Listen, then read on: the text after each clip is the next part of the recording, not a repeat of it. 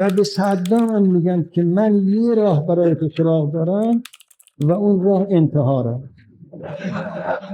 احنا نقول للخميني الخميني يجوز يزعل من كلمة دجال، الدجال مربى. İran-İraq müharibəsinin ən böyük sirri sərhəddə yox, səngərlərdə gizlənir. 1980-ci ildən 1988-ci ilə qədər davam edən müharibədə iki düşmən dövlət bir-birinə qarşı vuruşurdu. Ancaq cəbhənin hər iki tərəfində eyni kökdən gələn insanlar döyüşürdü. İran tərəfində Cənubi Azərbaycan türkləri, İraq tərəfində isə türkmanlar. Tarixin ən ağır paradokslarından biri məhz budur. Eyni millətin övladları iki fərqli bayraq altında bir-birinə qarşı göndərilmişdi. Rəsmi tarix bu müharibəni neft, sərhəd və ideologiya müharibəsi kimi izah edir. Lakin başqa bir xətt də var. Hansı bölgələrdən daha çox çağırış aparılırdı? Ən ağır itkiləri kimlər verirdi? Və niyə bəzi araşdırmalarda Cənubi Azərbaycan türklərinin və İraq türkmanlarının ön cəbhələrdə qeyri-mütənasib şəkildə istifadə edildiyi iddia olunur? Bu iddialar tarixçilər arasında mübahisə mövzusudur. Ancaq onların özü belə müharibəyə başqa gözlə baxmağa məcbur edir.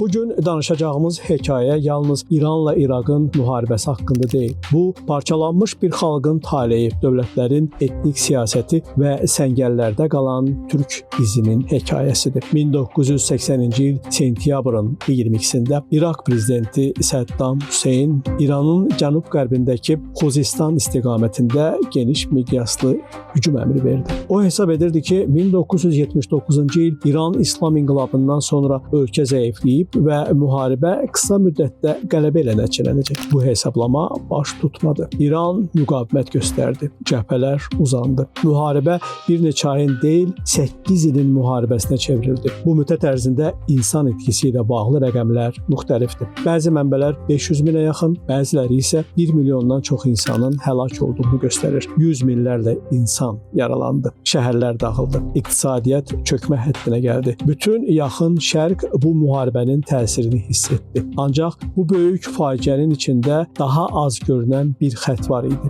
Etnik xətt. Cənubi Azərbaycan türkləri İranın ən böyük qeyri-fars etnik qrupudur. Müxtəlif hesablamalara görə ölkə əhalisinin təxminən 1/3-ni təşkil edirlər. Onlar əsasən Təbriz, Ərdəbil, Urmiya, Zəncan və ətraf bölgələrdə yaşayırlar. Tarixən İran dövlətinin siyasi və iqtisadi həyatında mühüm rol oynasalar da 20-ci əsrdə, xüsusilə Pəhləvi dövründə farslaşdırma siyasəti, ana dilində təhsilin məhdudlaşdırılması və mədəni hüquqların zəiflədilməsi ilə bağlı ciddi narazılıqlar formalaşmışdı. İran-İraq müharibəsi başlayanda cəbhəyə göndərilənlərin böyük hissəsi məhz sərhədyanı bölgələrdən səfərbər edilirdi. Araşdırmalarda və şahid ifadələrində belə iddialar yer alır ki, xüsusilə İnqilab Keşikçiləri Korpusu və bəsic qüvvələrinin bəzi hücumlarında təlimsiz və zəif silahlanmış çağrıçılar ön xəttə göndərilirdi.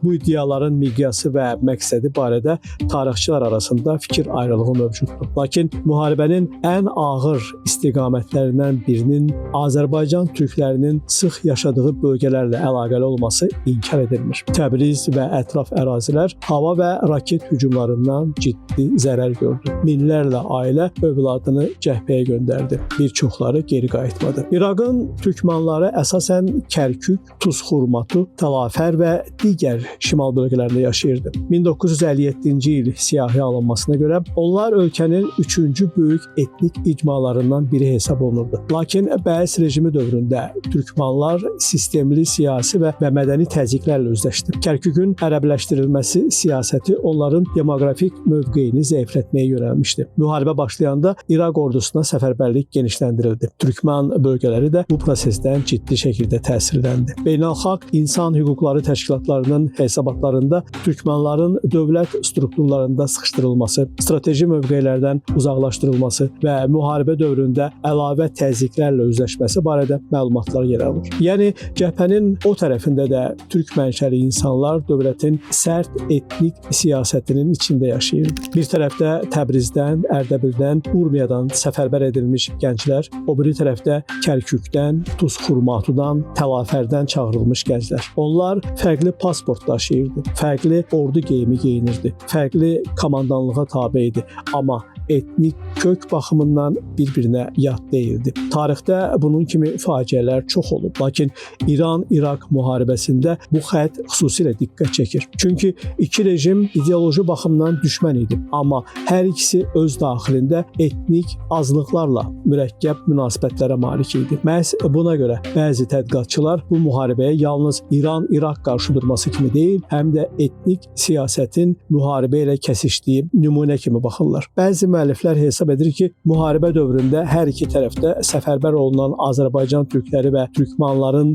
ümumi sayı 100 minlərlə, hətta 1 milyona yaxın ola bilərdi. Bu rəqəm barədə tarixçilər arasında vahid mövqe yoxdur, dəqiq statistika mövcud deyil. Lakin bir məqam aydındır. İran əhalisinin böyük hissəsini təşkil edən Cənubi Azərbaycan türkləri və İraqın türkman bölgələri müharibənin insan yükünü ciddi şəkildə daşıyan ərazilərdən idi. Yəni mübahisə rəqəmlərin dəqiqliyi üzərində gedə bilər. Ancaq türk mənşəli əhalinin bu müharibədə böyük itkilər verməsi faktı mübahisəsizdir. İran-İraq müharibəsi adətən iki dövlətin qarşıdurması kimi təqdim olunur. Ancaq tarixə başqa tərəfdən baxanda görünür ki, sərhədlər dəyişməsə də xalqlar dəyişdi. Nəsillər dəyişdi, ailələr dağıldı, yaddaş yaralandı. Səddam Hüseyn və Ayətullah Xomeyni müxtəlif ideologiyaların simvolu idi. Lakin onların hakimiyyəti dövründə eyni kökdən gələn insanlar iki ordunun səngərlərində üz-üzə gəldi. Bu müharibə yalnız İranla İraq arasında baş vermədi. O,